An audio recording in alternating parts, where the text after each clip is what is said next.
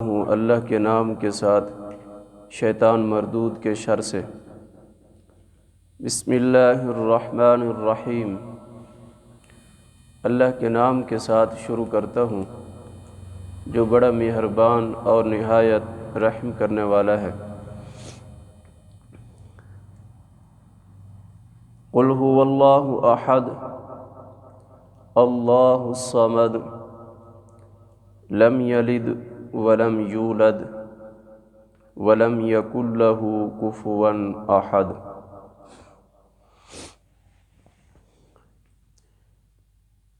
یہ سورت اخلاص ہے، مکی سورت ہے۔ اس کی 4 آیات ہیں اور 49 حروف ہیں۔ یہ سورت ترتیب کے لحاظ سے 112ویں نمبر پر ہے۔ ٹوٹل قرآن کی صورتیں 114 ہیں، 112، 113، 114۔ تو ترتیب کے لحاظ سے یہ 112ویں نمبر پر ہے، لیکن نزول کے اعتبار سے یہ 10ویں نمبر پر ہے کہ جب یہ سورت نازل ہوئی اس سے پہلے 9 سورتیں نازل ہو چکی تھیں قرآن کی، اور یہ سورت مکہ میں نازل ہوئی مفسرین کے ایک قول کے مطابق۔ کچھ مفسرین کہتے ہیں یہ مدینہ میں نازل ہوئی،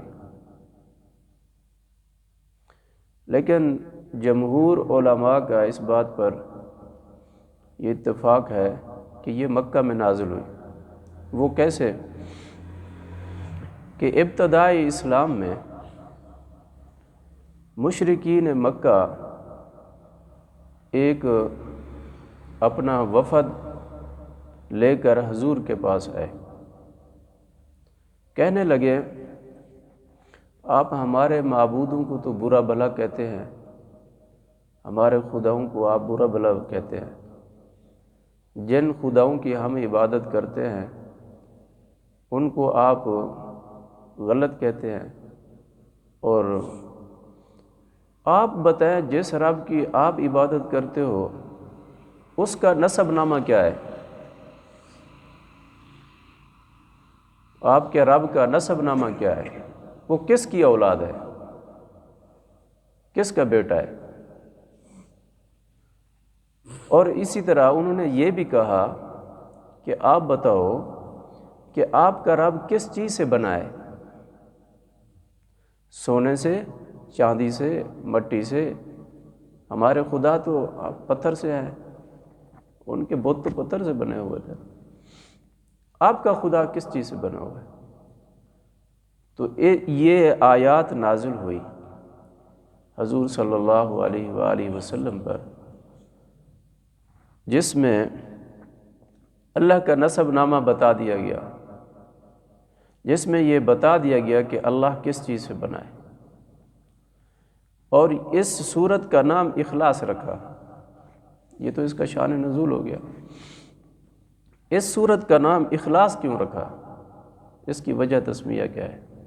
حالانکہ سورت میں، پوری سورت میں کہیں اخلاص کا لفظ نہیں ہے کہ نہیں ہے، لیکن اس سورت کا نام اخلاص رکھا۔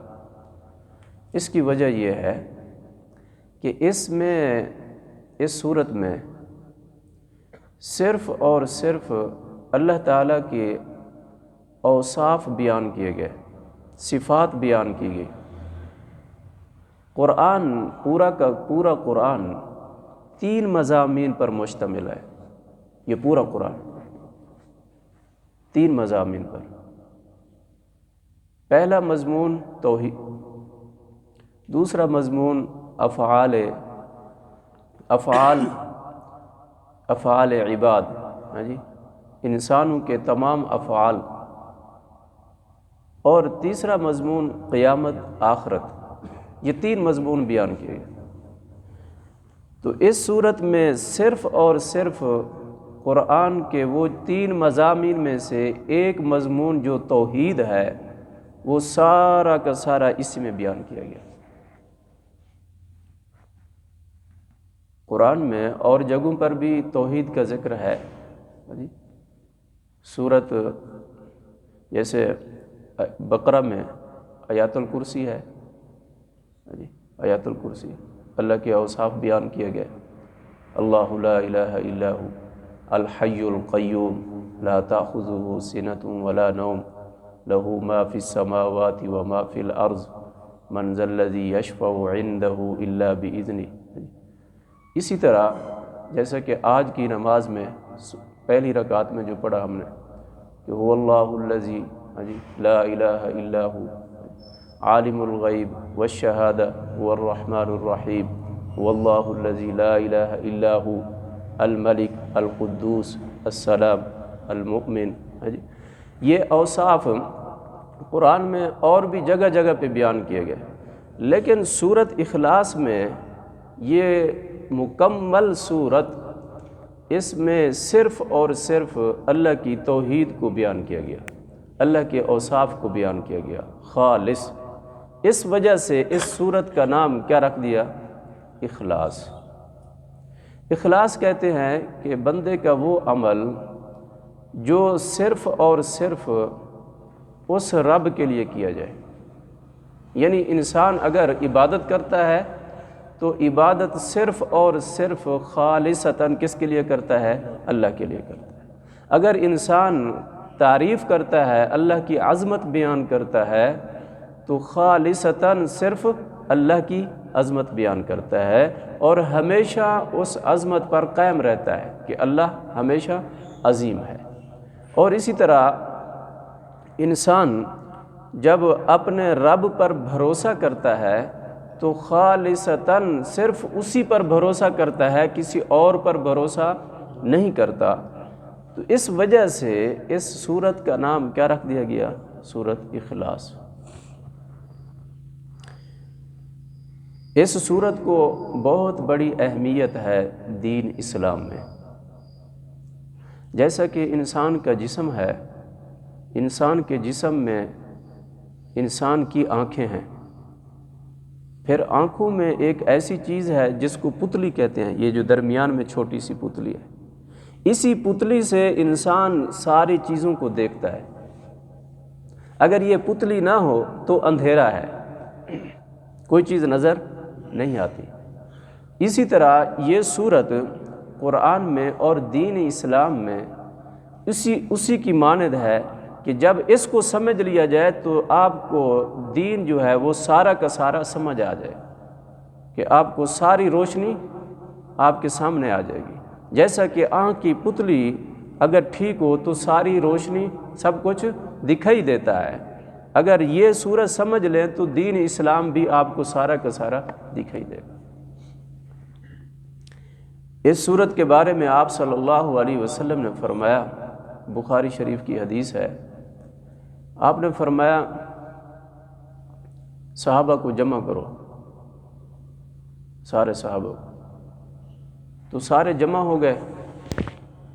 جب جمع ہو گئے تو آپ نے فرمایا آپ کو ایسی چیز بتاؤں جو قرآن کا تہائی حصہ ہے؟ تو صحابہ نے عرض کیا یا رسول اللہ ضرور بتائیں۔ تو آپ نے یہ سورت تلاوت فرمائی، قل هو اللہ احد اللہ الصمد لم یلد ولم یولد ولم یکن لہ کفوا احد۔ آپ نے فرمایا جس نے ایک مرتبہ اس سورت کی تلاوت کی، ایک مرتبہ، تو اس نے گویا کہ تہائی قرآن تلاوت کیا۔ تہائی قرآن کے 3 حصے، 3 مضمون ہیں قرآن میں، پورے قرآن میں 3 مضامین ہیں، اور ان 3 مضامین میں سے ایک مضمون توحید کا ہے۔ جس نے ایک مرتبہ سورت اخلاص کی تلاوت کی، گویا کہ اس نے 3 حصوں میں سے ایک حصہ پورے قرآن کا تلاوت کر لیا۔ ایک دفعہ آپ صلی اللہ علیہ وسلم نے حضرت امی عائشہ صدیقہ سے روایت ہے، یہ ترمذی شریف میں بھی ہے، مسلم شریف میں بھی ہے، ابو داؤد میں بھی ہے یہ حدیث، یہ احادیث کی کتابیں ہیں، ابو داؤد، ابن ماجہ، مسلم شریف، بخاری شریف۔ ایک دفعہ آپ صلی اللہ علیہ وسلم نے ایک فوجی دستہ ایک صحابی کو سپہ سالار بنا کر بھیجا، تو جو امیر تھا اس دستے کا، جب وہ جس جگہ پہ پہنچنا تھا وہاں پہنچے، جتنی نمازیں اس امیر نے پڑھائی وہ ساری نمازوں میں سورۃ اخلاص پڑھتے رہے۔ تو صحابہ کرام پریشان ہوئے کہ ہر نماز میں، ہر رکعت میں یہی ایک ہی سورت پڑھ رہے ہیں، مغرب کی نماز میں بھی، عشاء کی نماز میں بھی، صبح کی نماز میں۔ تو جب وہ دستہ واپس آیا، جی ان میں سے کچھ لوگ واپس آئے، آپ صلی اللہ علیہ وسلم کے پاس آ کر یہ کارگزاری سن لی، کہنے لگے یا رسول اللہ صلی اللہ علیہ وسلم، آپ نے جن کو ہمارا امیر بنایا وہ نمازیں پڑھاتے تھے اور ہر رکعت میں یہ سورۃ اخلاص پڑھتے تھے۔ تو آپ صلی اللہ علیہ وسلم نے فرمایا جاؤ ان سے جا کر پوچھو اس کی کیا وجہ ہے، جاؤ ان سے پوچھ کر آؤ۔ تو ان سے پوچھا گیا تو انہوں نے جواب دیا کہ مجھے اپنے رب سے بہت زیادہ محبت ہے، میں اپنے رب کی محبت میں اس سورت کو پڑھتا ہوں بار بار، کیونکہ اس میں میرے رب کی تعریف کی گئی ہے، اس وجہ سے میں ہر نماز میں یہی سورت پڑھتا ہوں۔ تو یہ جواب جب لے کر صحابہ حضور کے پاس آئے، حضور نے فرمایا اس کی محبت سچی ہے، ان سے کہو اسی پر قائم رہنا، اسی پر قائم رہنا۔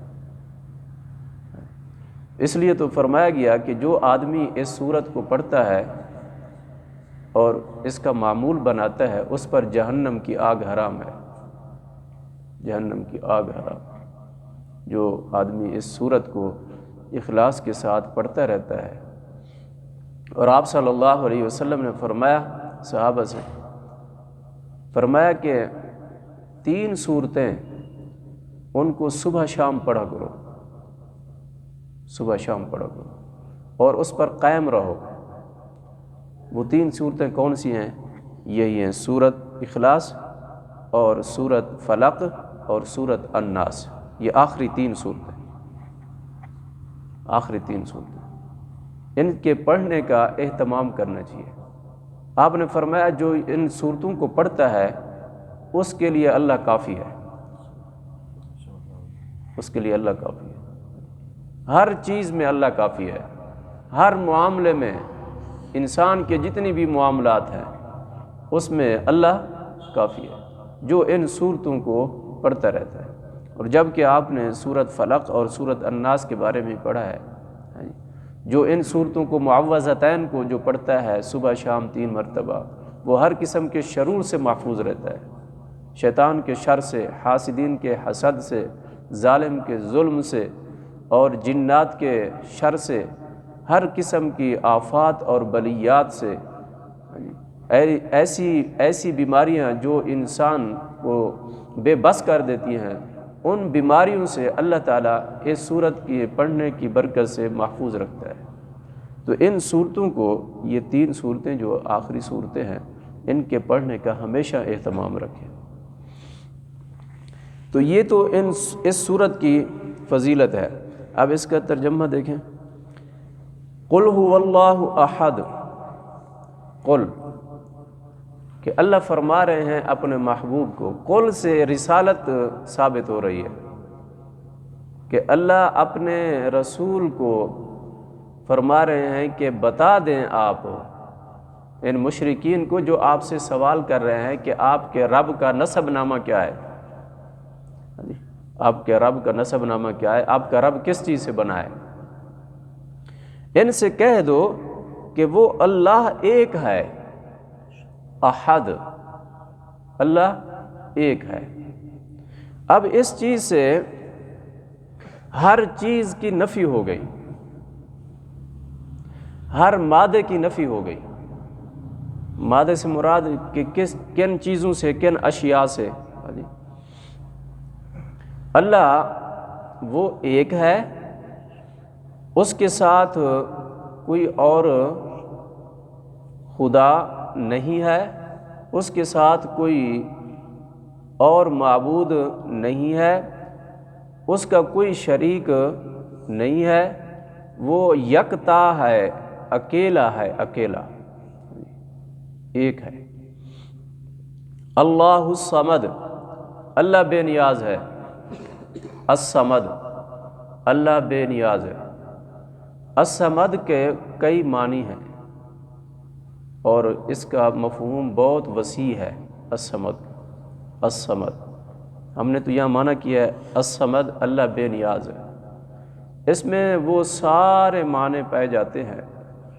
اس وجہ سے مفسرین نے جب اس کا معنی لکھا ہے، کسی نے کچھ معنی لکھا، کسی نے کچھ معنی لکھا، سارے معنی جتنی بھی مفسرین نے لکھے ہیں وہ سارے صحیح ہیں۔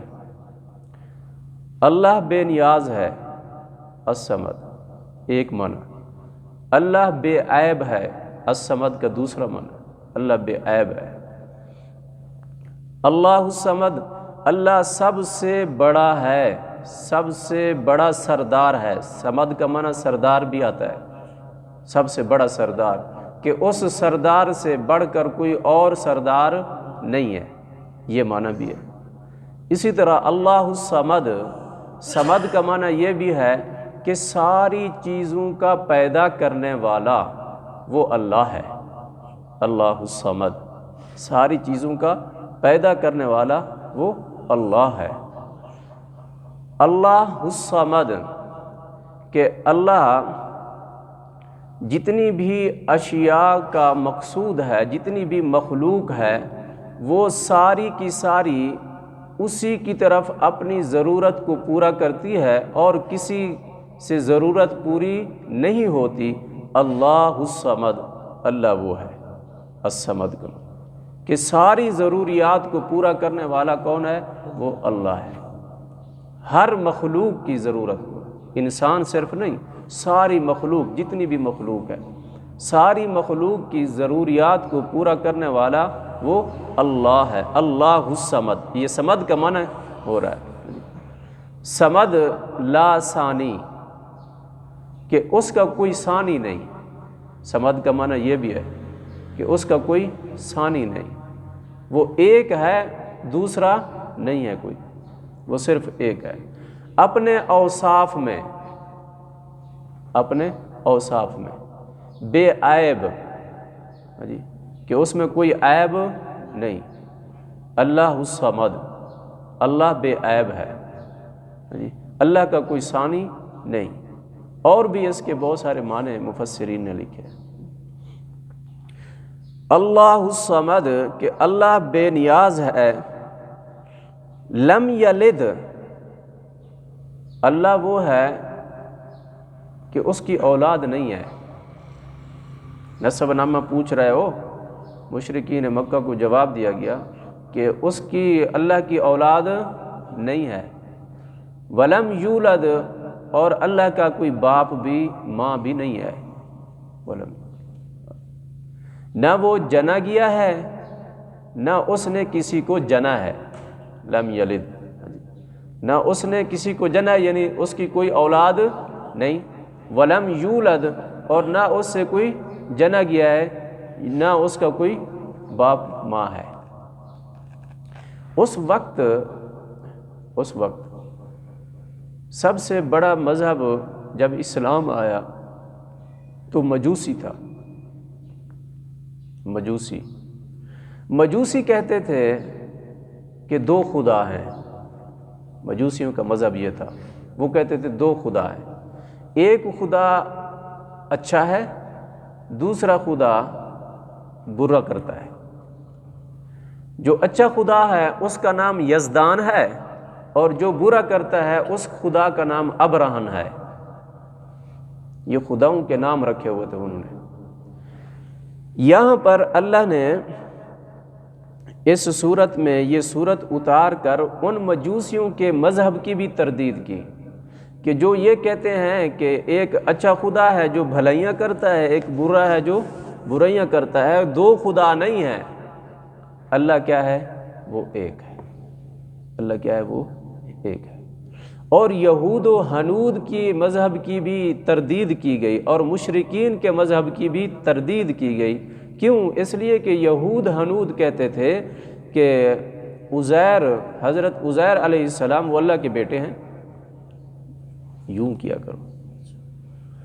وقالت الیہود عزیر ابن اللہ، وہ کہتے تھے کہ حضرت عزیر اللہ کے بیٹے ہیں۔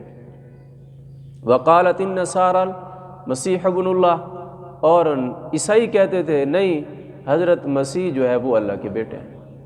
تو ان کے مذہب کی بھی تردید کی گئی، لم یلد ولم یولد، کہ اللہ جو ہے وہ وہ ہر چیز سے پاک ہے، جو تم بناتے ہو نا کہ وہ اللہ کا بیٹا ہے، وہ فلاں اللہ کا بیٹا ہے، ایسا اللہ کی اولاد نہیں۔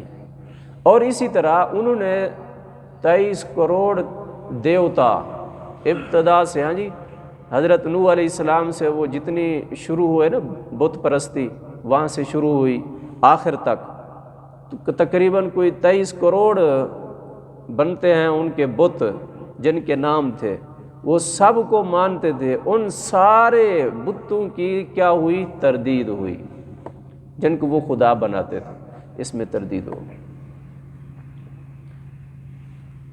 اللہ نے فرمایا کہ ان کو نسب نامہ اپنے رب کا بتا دو کہ اللہ نہ تو کسی چیز سے بنا ہے، نہ سونے چاندی سے بنا ہے، نہ مٹی سے بنا ہے، اور اسی طرح نہ انسانوں سے بنا ہے کہ اس کا کوئی ماں باپ ہو، اور اسی طرح یہ بھی نہیں ہے کہ چلو اس کی اولاد نہیں یا وہ کسی کی اولاد نہیں، اس کا کوئی یار ہو، کوئی دوست ہو، یہ بھی نہیں ہے۔ وَلَمْ يَكُنْ لَهُ كُفُوًا أَحَدٌ، اور نہ ہی اللہ کا کوئی ہمسر ہے، اس کے برابر کا بھی کوئی نہیں ہے، اس کے کوئی دوست بھی نہیں ہے، کوئی یار بھی نہیں ہے کہ اس نظام میں اس کی جو معاونت کر رہا ہو کہ یہ زمین و آسمان اللہ نے بنائے، تو اس زمین آسمان بنانے میں کوئی اور بھی اللہ کے ساتھ شریک ہو کہ اس کی شرکت سے یہ چیزیں وجود میں آئی ہوں، ایسی بات بھی نہیں ہے۔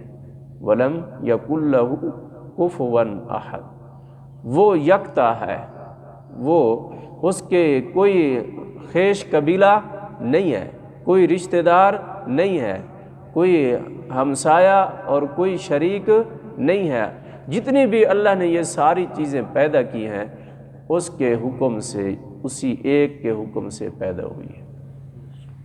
زمین ہو، آسمان ہو، شجر و حجر ہوں، اور سمندر ہوں، اور یہ پہاڑ ہوں، اور یہ انسان ہوں، درندے پرندے چرندے، چاند ستارے، یہ سب کچھ اللہ کے حکم سے، صرف اسی ایک اللہ کے حکم سے یہ پیدا ہوئے۔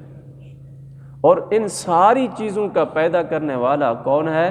وہ اللہ ہے، وہ خالق ہے، وہ خالق، تمام اشیاء کا پیدا کرنے والا۔ اس صورت میں یہ بیان کیا گیا۔ قل هو اللہ احد، فرما دیجئے کہ وہ اللہ ایک ہے، اللہ الصمد، اللہ بے نیاز ہے، لم یلد ولم یولد، نہ اس کی اولاد ہے اور نہ وہ کسی کا بیٹا ہے، نہ اس کی وہ کوئی اولاد ہے، نہ وہ کسی کا بیٹا ہے۔ ولم یکن لہ کفوا احد، اور نہ ہی اس کا کوئی ہمسر ہے۔ معنی سمجھ گیا؟ معنی یاد رکھیں، مفہوم یاد رکھیں، اور اس صورت کو یاد کر لیں۔ چھوٹی سی صورت ہے لیکن اس کے فضائل بہت زیادہ ہیں، اور آپ صلی اللہ علیہ وسلم نے باقاعدہ صحابہ کرام کو ترغیب دی کہ اس صورت کی تلاوت کیا کریں صبح اور شام۔ اللہ ہم سب کو عمل کی توفیق۔ اللہم صلی